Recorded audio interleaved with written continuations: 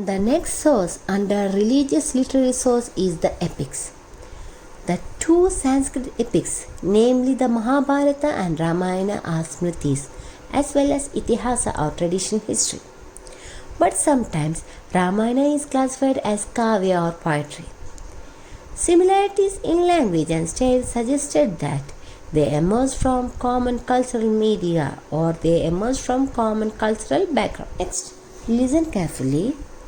The Mahabharata refers to Valmiki and Ramayana and outlines the Rama story in a section called Ramapatyaya. What is Ramapatyaya?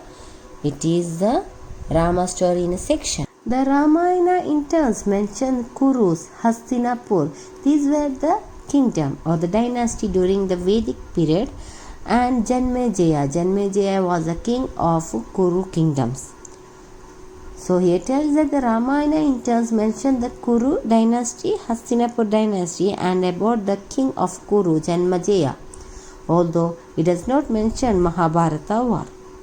The two epics were clearly aware of each other in their later stages of the development.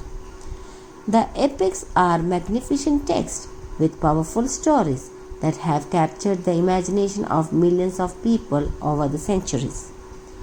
To use them as historical source, it is necessary to identify their internal chronological layers, which is not easy task. The next religious literary source is the Puranas. The word Purana means all. According to tradition, the Puranas were composed by Vyasa. Vyasa in the sense Srila Vyasadeva, one who classified the Vedas, and he is a traditional author of Mahabharata. So he tells that according to the tradition, the Puranas were composed by Vyasa or Srila Vyasadeva, but it is clear that in the form in which they have come down to us, they were not the work of one person nor of one age. There are 18 Mahapuranas and many more Upapuranas.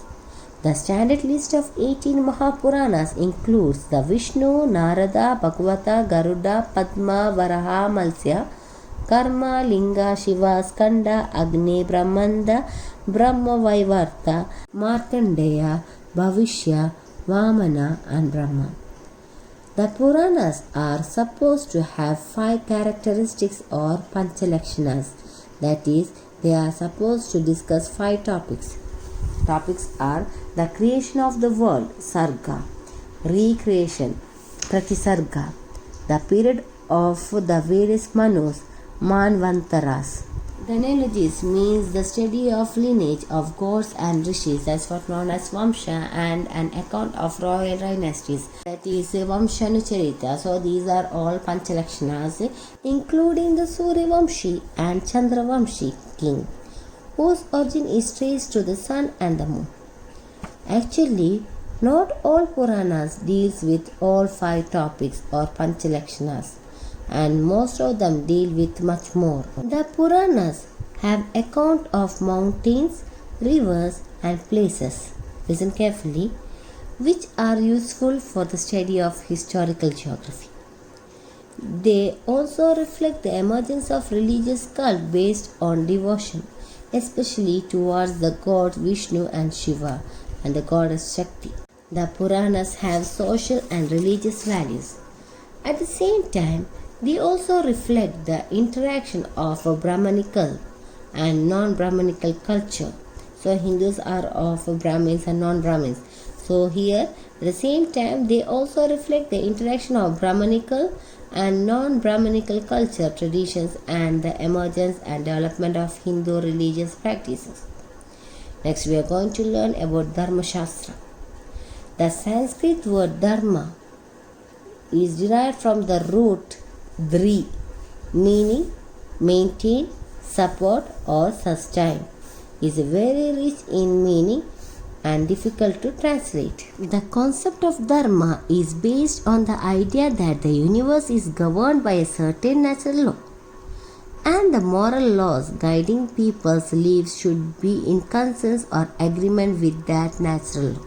Next, the special group of Sanskrit texts dealing specifically with Dharma are collectively known as Dharma Shastra. So, what is Dharma Shastra? Dharma Shastra is nothing but a special group of Sanskrit texts dealing specifically with Dharma are collectively known as Dharma Shastra. So, these texts can be subdivided into three groups. The first two is the Dharma Sutras, that's from 600 to 300 BCE, and the second one, the Smriti, from 200 BC to 900 AD, and the third includes the brief and elaborate commentaries collection from the different texts. The first two, that's what known as Dharma Sutras, are part of Vedanga literature as well as Dharma Shastra's corpus. So here in Vedanga literature, it includes the Kalpa Sutras. So these Kalpa Sutras, which are divided into Shrauta Sutra, Griha Sutras and Dharma Sutra. Sutras literally means or literal thread refers to a style in which ideas are expressed in very short condensed statements. So let's know about the Shrauta Sutra under Kalpa Sutra. This Shrauta Sutra deals with Vedic sacrifices that require to use at least 3 forms.